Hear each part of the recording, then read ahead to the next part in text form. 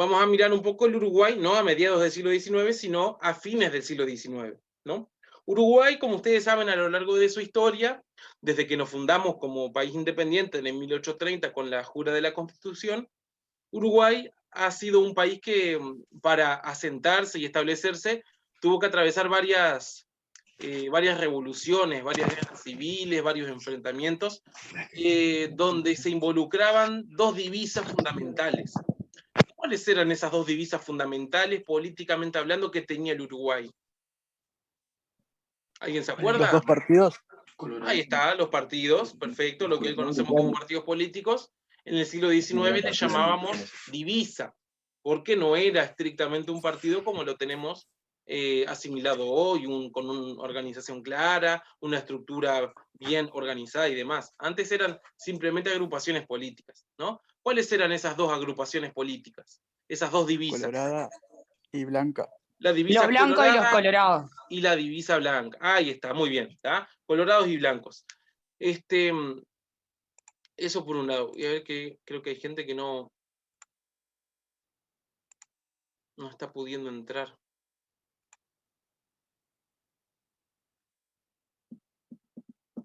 Bien, Que al divisa colorada y principio blanca. usaban los rojos usaban celeste, pero como con el tiempo se perdía el color, se confundían con los blancos, entonces cambiaban a rojo. Ahí está, ahí va. Eso fue en el 1836 en la batalla de Carpintería cuando se enfrentan estas dos divisas, ¿verdad? Y utilizan justamente el forro del poncho para justamente diferenciarse. Y como era de color colorado, bueno, quedó marcado ahí. ¿Ah? Colorados y blancos. Bien. Yo no sé si me está faltando gente acá. Acá Ana Álvarez. ¿Ah? Bien. Ustedes ahí la pantalla la pueden ver, ¿verdad? Sí, sí, se ve. ¿Se ve? Bien. Sí, profe. Hay gente que va entrando, pero no quiero que me queden afuera. Ahí va. Bien. ¿Ustedes se acuerdan un poco que habíamos hablado un poco del Uruguay del siglo XIX, habíamos conversado acerca de la cuestión de que el Uruguay era un país bastante inestable políticamente hablando, de que se caracterizaba por tener una historia cargada de muchas revoluciones y de guerras políticas y de guerras civiles? Hay un periodo en la historia del Uruguay que les voy a preguntar, en donde se asentó un gobierno que le podemos denominar un gobierno de tipo dictatorial, ¿no? Cuando yo les digo eso, un gobierno de tipo dictatorial, ¿qué periodo de la historia del Uruguay es? Yo acá les puse otro periodo que se llamó el Una civilismo, ¿no? dictadura. Bien, ¿y cómo le llamábamos a ese periodo? Que es una dictadura propiamente hablando, ¿no? ¿Cómo se le llamaba? En el Uruguay es muy conocido ese periodo, que trae ¿Un consigo golpe también de la Estado? No. modernización. ¿Cómo? ¿Un golpe de Estado? No. Sí, se da un golpe de Estado, sí, pero ¿cómo se le llamó a ese periodo? ¿No? Se da una dictadura, un golpe. ¿Militarismo puede ser, profe, o no? Pero muy bien, exactamente. ¿Ah? El militarismo, justamente porque ese periodo van a estar gobernando los militares. Dejan de lado la Constitución, los derechos, las libertades, y se instaura un gobierno de tipo militar, justamente para establecer qué cosa. ¿Por qué se llegó a un gobierno militar? Muchas personas reclamaban un gobierno militar. ¿Ah? ¿Pero por qué? Porque tenían que poner el país en orden para poder exportar y todas esas cosas. Ahí está. Habíamos conversado en la clase anterior, muy bien, Monilla, que habían grupos de presión, grupos que hacían fuerza para que los militares tomaran el poder. ¿Cuáles son? Bueno, el alto comercio, el grupo de los bancos y sobre todo el grupo de los hacendados, el sector social de los hacendados que estaban siendo muy insistentes en que los militares tomaran el gobierno, por un lado, ¿no? Toma, ¿quería comentar algo? La ARU, profe. Exactamente, ¿dónde se agrupaban? En la Asociación Rural del Uruguay. Perfecto. ¿Ah? Toma, ¿quería comentar algo? Me levanta la mano, pero no sé, no la escucho. Bien. Gente, perfecto. Hay que levantar la mano, profe. No, como ella me aparece que tiene la mano levantada, Yo me pensé que mando quería nomás, comentar. porque no sé. No, ustedes hablen nomás. Ah, está. Pero como me aparece con la manito levantada, pensé que quería comentar algo. ¿Ah? Bien. Entonces, el militarismo, ¿no? Los militares en el poder, pero no solamente ese hecho de tener militares en el poder se caracterizó. De 1876 a 1886 sería el militarismo. ¿Qué cosas trajo, entre comillas, como modernas para el Uruguay el periodo del militarismo con la torre a la cabeza? ¿Qué elementos de la modernización Alambrado. El alambrado, muy bien, el alambrado es uno. Muy pedido, El sobre tren. todo por la ARU, por los hacendados, ¿no? Bien. El alambrado es uno, perfecto. Otro. El tren. Perfecto, el tren, el El ferrocarril. tranvía, profe, el tren, Todavía el no, el tranvía va a ferrocarril. ser, bueno, sí, en Montevideo va a estar el tranvía, pero hablando en términos más nacionales, el ferrocarril se va a impulsar en el 1876. Bien, otro elemento. Ustedes me dijeron el ferrocarril, el alambrado, ¿qué otras cosas? Comunicación, Y puede ser la policía rural también, la creación bien, de la policía también. rural. Se crea la policía rural, perfecto. El ejército, por ejemplo, ¿con El qué se telégrafo, equipa? profe. ¿Cómo? El telégrafo. Bien, como elemento de comunicación nuevo, el telégrafo, perfecto, que acorta mucho más las distancias, ¿no? Antes eran cartas que se enviaban y que podían tardar mucho. El telégrafo me ayuda a mí a comunicarme de una manera más veloz. Bien. Y por otro También lado, puede ser El fusil Remington, algo así. bien. Tanto el Mauser La como el Remington se van a implementar en esa época. Perfecto. Así que, como elemento modernizador, se utilizaron diversos elementos para equipar al ejército y para modernizar al Uruguay, entre comillas, ¿no? La idea es que el Uruguay sea un país que esté ordenado, que sea un país seguro, que sea un país en donde las guerras civiles no estuvieran tan presentes para que los hacendados pudieran producir en paz y que pudieran exportar esa materia prima que tanto beneficio les generaba al Uruguay, así se podían enriquecer. Esa era la idea con el gobierno militarista un poco, ¿no? Entonces, cuando se termina de dar el militarismo, se abre otro periodo en la historia del Uruguay que nosotros le conocemos como civilismo, ¿no? Con estos presidentes que ustedes ven acá adelante, con Máximo Tajes, que en realidad era un militar, pero que va a ser el que abra este periodo denominado civilismo, Julio Herrera Lloves, Juan Iriarte y Juan Lindolfo Cuestas. Esos son los presidentes del civilismo. Ahora, ¿por qué civilismo? Porque, como la palabra lo dice, ¿quiénes vuelven al poder? Si los militares salen, y como la palabra Los lo dice, civiles. los civiles. ¿Ah? Se quiere dejar de lado justamente el elemento militar en el gobierno para dar lugar a lo que establece la Constitución, que tienen que ser los civiles agrupados en diversos partidos para poder gobernar. Esa era la idea. ¿De acuerdo? Así que, con el civilismo, entonces, entramos en una espiral que en realidad había comenzado ya con Santos, que había sido un militar. El problema con el civilismo, que si bien están los civiles en el poder, hay un problema. Ayer hemos comentado que hay dos partidos en el Uruguay que son históricos y que hasta el día de hoy siguen vigentes. Uruguay debe de ser uno de los muy pocos países que todavía conservan los partidos tradicionales y que están hasta el día de hoy, ¿ah? Tanto el Partido Nacional como el Partido Colorado. Cuando los colorados acceden al poder con Máximo Tajes, con Santos anteriormente, que era un militar pero representaba al Partido Colorado, con Julio Herrera y Lloves, lo que hace el Partido Colorado es gobernar de manera exclusiva, ¿no? ¿A qué me refiero? Que solamente los colorados o el Partido Colorado se consideraba capaz de gobernar. Por lo tanto, deja relegado ¿a quién? Si yo hablo de exclusivismo colorado, gobiernan son los A los colorados. blancos. ¿A quién A los deja blancos. relegado? Y a los blancos. A los Bien, blancos. al Partido Blanco. ¿Ah? Entonces, Claro. el Partido Colorado decía que ellos eran los únicos capaces de poder gobernar, ¿no? Eran los únicos apropiados, los que tenían las ideas de Europa, los que se consideraban a sí mismos capaces de gobernar, porque se los asociaba mucho con lo urbano, lo cultural, lo civilizado y demás. ¿Ah? Julio Herrera Lloves, por ejemplo, este presidente que está acá abajo, él decía que el presidente tenía la potestad de influir para que pudiera ser elegido tal o cual candidato a la presidencia.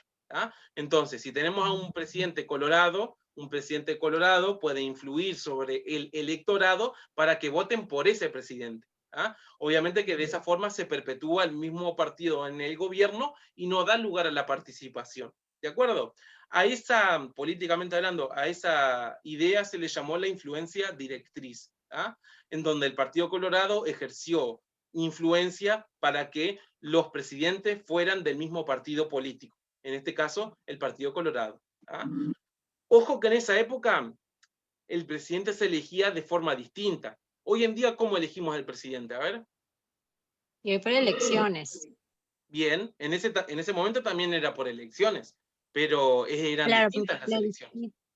Claro, antes como que había un solo candidato, ¿no? O sea, No, habían varios candidatos, sí. Pero ¿cuál era el Antes problema? no era mediante el secreto, profe. sufragio. Antes no era mediante el sufragio. Era Bien. como que se ponían todos en una zona y levantaban la mano y elegían el... Ahí está. No era así. Primero que nada, no habían garantías, ¿no? Era un sufragio que en realidad era público, ¿tá? Se podía, era justamente, uno podía saber qué era lo que votaba el otro, entonces uno podía influir sobre el voto del otro, ¿de acuerdo? No había una libertad y no había una garantía en relación a eso, ¿tá? Por otro lado, la ciudadanía no votaba toda, ¿tá? No todos votaban en ese entonces, ¿de acuerdo? Según la Constitución de 1830, el electorado del Uruguay era más o menos un 10% de la población, un 15% de la población. ¿Ah? No eran todos los que podían votar. ¿De acuerdo? Por ejemplo, las mujeres no podían votar. Ahí ya tenemos un gran número de personas que quedan excluidas del Y voto. creo que los gauchos tampoco, profe. Algo de los los que peones, eran más europeos. los peones rurales tampoco, que el gaucho se va a convertir en un peón rural luego, no podían votar, los analfabetos tampoco, miembros del ejército o soldados tampoco. Entonces estamos hablando de un número pequeño de votantes, ¿de acuerdo? Y otra El voto cosa, de la mujer fue con ahí está, Valle Ordóñez. habíamos comentado, sí, las mujeres tampoco, y ahí estamos sacando un gran número de personas. Y otra cosa, no es que los que O iban sea a que votar... votaban los que estaban bien económicamente, profe. Ahí está, también en ese sentido. Eran personas que tenían un poder adquisitivo relativamente bueno. Y por otro lado, no votaban al presidente. Las personas cuando iban a votar elegían a los diputados y a los senadores. ¿Ah? Ustedes saben que eso se mantiene hasta el día de hoy. Uno cuando va a votar elige a diputados y senadores, pero también cuando votamos. Hoy en día, siglo XXI, nosotros elegimos presidente, vicepresidente y a quienes van a integrar a la Asamblea General, o sea, diputados y senadores. En ese entonces, las personas solamente votaban diputados y senadores. Ahora, ¿cómo se elegía el presidente entonces? En ese entonces, el presidente se elegía mediante una elección que se daba en la Asamblea General, o sea, diputados y senadores. Ellos eran los que elegían al presidente. ¿Ah? Entonces, la ciudadanía, o los que podían votar, básicamente, elegían a los diputados y a los senadores. Esos diputados que eran elegidos y esos senadores que eran elegidos, ellos votaban y elegían a un determinado presidente y a un vicepresidente. ¿Se entiende la idea? sí, sí. ¿Ah? Para que tengan en cuenta que en ese entonces la población que estaba habilitada no era realmente la población que elegía al presidente, sino que era la Asamblea General. Cuando yo digo Asamblea General me refiero diputados y senadores. ¿Ah? En definitiva, en ese entonces, estamos hablando de fines del siglo XIX, 1890, 1800, en esa década de 1890, se daba una exclusividad al Partido Colorado, o sea, que no había una representación legal. Hoy en día, si uno se pone a mirar, ¿no? La Asamblea General está constituida por varios partidos políticos, ¿no? Hoy en día tenemos Partido Colorado, Partido Nacional, el Frente Amplio, incluso tenemos minorías representadas, por ejemplo, el PERI, ¿no? El Partido Ecológico Radical Intransigente, tenemos también al Partido Independiente, son minorías, pero Cabildo Abierto. representadas. ¿Cómo? Cabildo Abierto también. Cabildo Abierto, muy bien, que ha sido uno de los que ha tomado bastantes votos, y para ser un partido relativamente nuevo, es algo histórico que logre tantos números en diputados y en senadores, muy bien. ¿Ah? Pero ¿a qué voy con todo esto? Hay representación, o sea, los diversos partidos políticos pueden participar del gobierno. ¿Ah? Pero en el 1890, en ese contexto, no había una representación de las minorías, o sea, el Partido Blanco, el Partido Nacional, no podía participar del gobierno, porque el Partido Colorado había influenciado para que solamente ellos pudieran gobernar. Obviamente que esto va a traer malestar en el Partido Nacional, y claro, claro que sí. ¿Ah? Entonces, lo que hacía el Partido Nacional era denunciar esto, era proclamar el abstencionismo de las elecciones. O sea, ellos estaban en desacuerdo con que el Partido Colorado hiciera eso, y ¿qué hacían? No se presentaban a las elecciones, porque consideraban que las elecciones eran fraudulentas. ¿Ah? Incluso por lo que ustedes me estaban comentando, ¿no? Era un voto que se podía saber, una persona podía influenciar, incluso se podían transgredir o cambiar los padrones de votos y sumar votos a favor del Partido Colorado. ¿Ah? Entonces, ese era un problema que estaba latente. No había lugar para la participación del Partido Nacional. Gobernaba en exclusividad el Partido Colorado. Voluntariamente el Partido Nacional en el 1897, hacía 10 años que no se presentaba a elecciones, como manera de protesta ante este exclusivismo del Partido Colorado. Obviamente que esto va a traer malestar, y el Partido Nacional no se va a quedar quieto.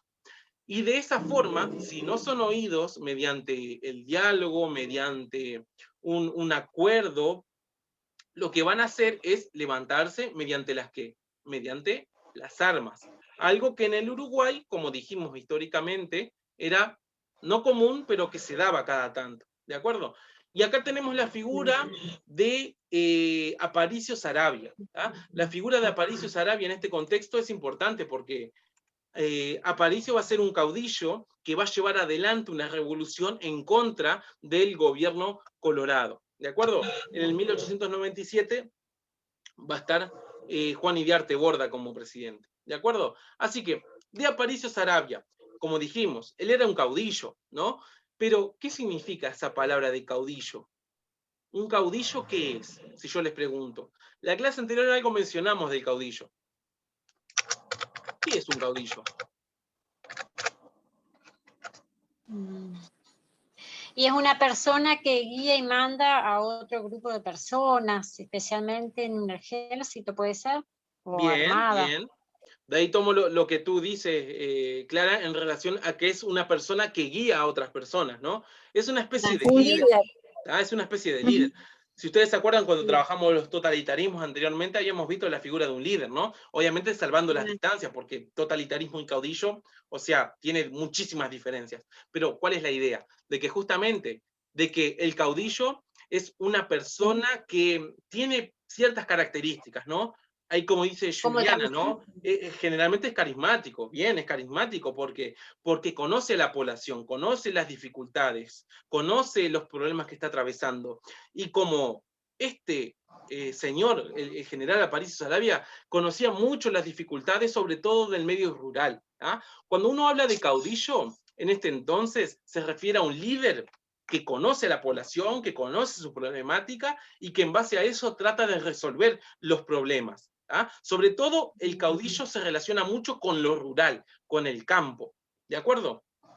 Y justamente, ahí está. Y justamente Aparicio no es ajeno a eso, porque Aparicio Saravia se cría en el campo. ¿Ah? Aquí vamos con todo esto. En el 1897 se da una revolución, nuevamente, para variar, en el Uruguay va a atravesar una de sus últimas revoluciones, ¿de acuerdo? Una de las últimas guerras civiles. Aparicio Saravia, como dijimos, era un caudillo blanco, ¿ah? De la campaña. Él había comandado 2 revoluciones, 1897 y 1904.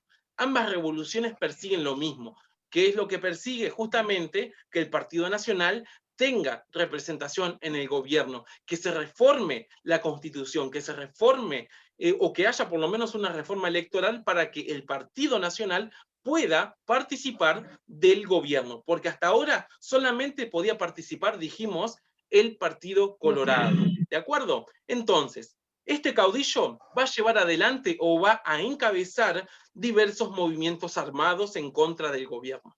Ahora, la figura de Aparicio Saravia quizás hoy es muy conocida, pero ¿de dónde sale Aparicio Saravia? ¿Quién era Aparicio Saravia? ¿Ah? Quizás ustedes tengan algunas ideas de quién era él, ¿no? Pero vamos a tratar de comentar algunas cosas. ¿Cómo, Clara? Él se destacó en las fuerzas revolucionarias del Río de la Plata, ¿no? Del Río Grande do Algo así. Sul. ¿Ah? Río Grande. Ahí está. Ahí va. Para empezar un poco, él, en realidad, los padres de Aparicio no eran uruguayos. ¿Ah? Si ustedes se acuerdan, la Guerra Grande de 1851, que había finalizado en el 1851, había dejado prácticamente destruido al Uruguay. El valor de la tierra en el 1851 era muy bajo. ¿Qué hicieron muchos extranjeros en ese entonces al ver que los campos de Uruguay valían tan poco? ¿Qué hicieron los extranjeros?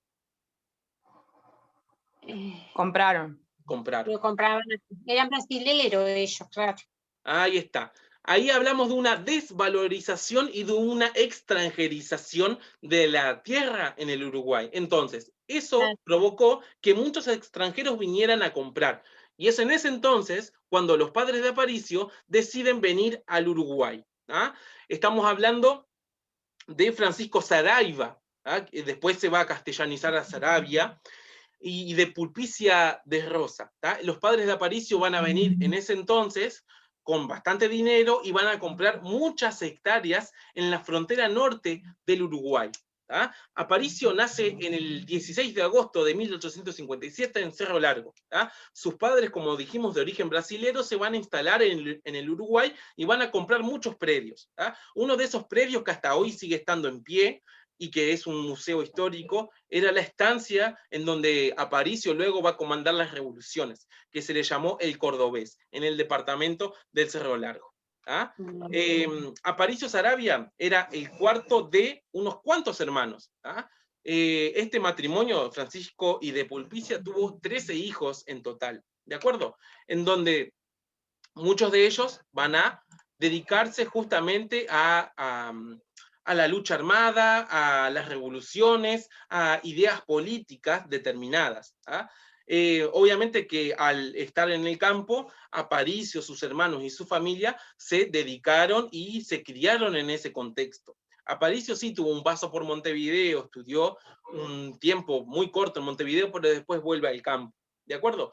Luego él va a terminar casándose, se instala en la estancia El Cordobés, y más adelante Aparicio, en el 1893 hasta 1895, Aparicio, junto con su hermano Gumersindo, van a irse a Brasil, sobre todo a la zona denominada Río Grande del Sur, se van a ir ahí a instaurarse como generales del ejército federalista.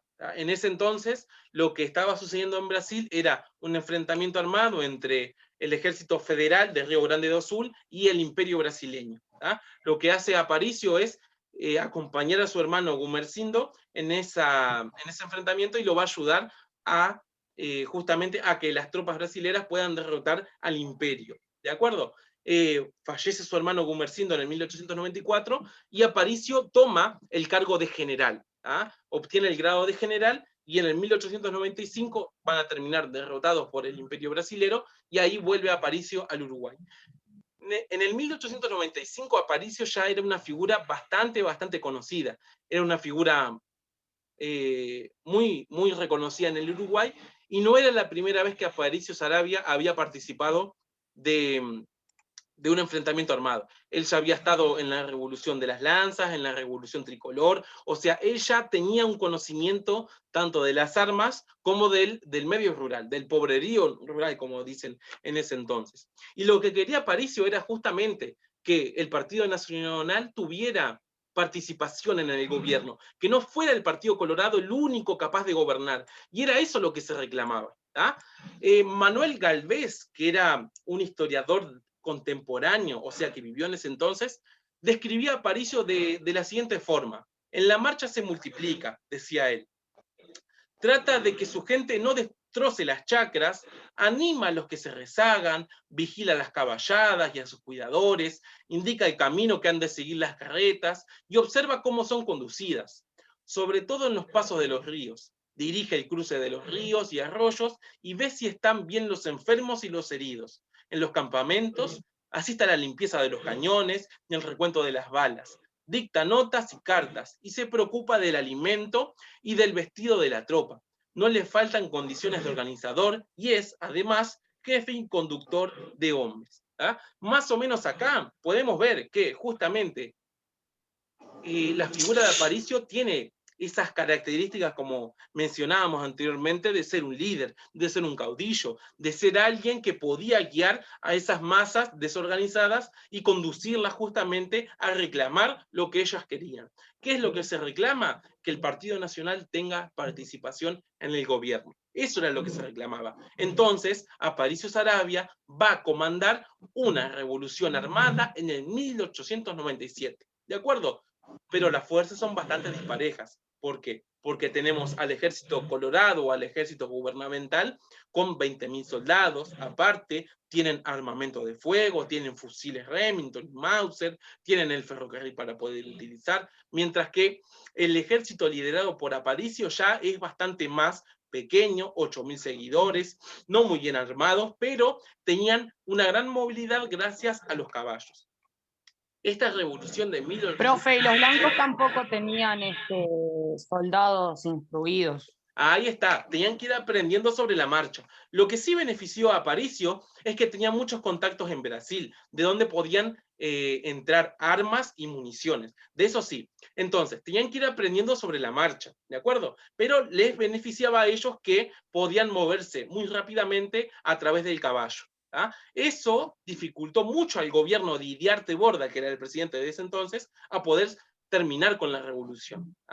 De todas formas, esta revolución de 1897 va a ser una revolución relativamente corta, de marzo a septiembre. Entonces, Juan Iriarte Borda no quería negociar la paz, él quería derrotar a las tropas del Partido Nacional, pero de todas formas, lo que sí le destacan los hacendados y los comerciantes era que él tenía que negociar con el Partido Nacional para llegar a la paz, porque justamente el Partido Nacional y el gobierno y las tropas del ejército, obviamente que estaban destruyendo el ganado en el ámbito rural. Esto llevó a que los hacendados se movilizaran, a que el alto comercio en Montevideo se movilizara, incluso 20.000 personas van a terminar desfilando por Montevideo pidiendo la paz, y para colmo el gobierno estaba gastando muchos fondos públicos para los uniformes, para el armamento y para las municiones.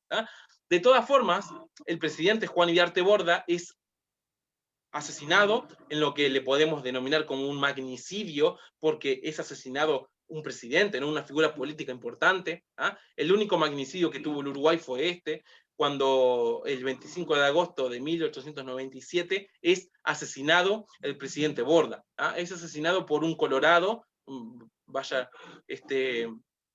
contradicción porque él era un presidente colorado, es asesinado por un comerciante, un colorado independiente que no estaba a favor de Juan Iriarte Borda. Como es asesinado, tiene que tomar su cargo Juan Lindolfo Cuestas. Asume la presidencia porque él era el vicepresidente. Y lo que hace Juan Lindolfo Cuestas, sí, firma la paz con el Partido Nacional y da fin a la revolución, en un pacto que se llamó el Pacto de la Cruz. Ahí está, capaz que les puede llegar a sonar el Pacto de la Cruz. Sí. En este pacto, el Pacto de la Cruz, lo que se hace es acordar justamente que el Partido Colorado se compromete a reformar electoralmente la Constitución para permitir la participación del Partido Nacional. Y también se acuerda de forma verbal que el Partido Nacional va a obtener 6 jefaturas políticas. En ese entonces no eran intendencias, eran jefaturas políticas. Es así que el Partido Nacional se le van a otorgar las jefaturas políticas de los departamentos de Rivera, de Cerro Largo, de 33, de Flores, Maldonado. San José, ahí está, y también de Maldonado. ¿De acuerdo? Perfecto. Entonces, esto le permite al Partido Nacional, ¿qué cosa? Representación política. Se le da participación. ¿A qué estamos llegando entonces? A una participación. Se le puede denominar coparticipación, porque a la par del gobierno colorado en Montevideo, también el Partido Nacional podía estar participando políticamente. ¿Ah? El Pacto de la Cruz, entonces... ¿Sí? Perdón, ¿puedo volver a la diapositiva anterior? ¿Y puedo qué? Sí, puede volver a la anterior. ¿A la anterior diapositiva? Sí, sí, por favor. ¿Cómo no? Gracias. Ay, no, me fui para adelante, eso no quiero. Ahí está, ahora sí. ¿Ah? Que comentamos ahí, ¿no? Que el Pacto de la Cruz, en el Pacto de la Cruz, perdón, se acuerda la lucha a la violencia, a las Fuerzas Armadas del Partido Nacional y un cese al fuego, y se llega al acuerdo de que al Partido Nacional se le van a dar 6 jefaturas políticas, ¿ah? De los departamentos que acabamos de mencionar. A eso se le va a llamar la coparticipación. ¿Ah? Bien, ¿puedo seguir? Sí, sí, Igual, gracias. ahí va. Yo igual esta presentación luego la voy a colgar. ¿Tá? Bien, y como decíamos, se le otorgan esos departamentos. Ahora hay un problema, porque en el Uruguay se va a instaurar lo que se conoce como un doble poder. ¿Por qué doble poder, dirán ustedes? Porque una cosa va a ser el campo y otra cosa va a ser Montevideo. ¿Tá? Entonces, estamos hablando de que hay un gobierno que es representado por Saravia en su estancia del Cordobés. ¿Ah? El campo es gobernado, entre comillas, por Aparicio. ¿Ah? Y en la ciudad, ¿quién gobierna? Y el Lindo presidente, o sea, Ahí está, el presidente, en este caso el Partido Colorado. ¿De acuerdo? Entonces, ¿a qué vamos con todo esto? Hay un doble poder, un doble gobierno. Bicefalía se le llama a eso, ¿tá? Cuando hay dos gobiernos gobernando en un mismo país. ¿De acuerdo? Estamos hablando teóricamente, en la teoría hay dos gobiernos. Un gobierno blanco en el campo, en el medio rural, y un gobierno en Montevideo, un gobierno nacional, pero que no puede gobernar todo el territorio. ¿Ah? A eso se le llama bicefalía. ¿Ah? Bien. No quiero... Ahí está. Bien. Entonces, ¿a qué llegamos con todo esto? En el 1897 se da la revolución. ¿Ah? Al Partido Nacional se le da la posibilidad de estar gobernando, y ahí justamente el Partido Colorado cede en el Pacto de la Cruz y le permite al Partido Nacional tener jefaturas políticas, y se abre la coparticipación. El presidente Juan Lindolfo Cuestas va a gobernar hasta 1903, y ahí, en el 1903, es elegido, sí, presidente, ¿quién? Y de ahí vamos a ir empezando nosotros la próxima Aparicio clase. Saravia. No. Manuel Oribe, ¿no?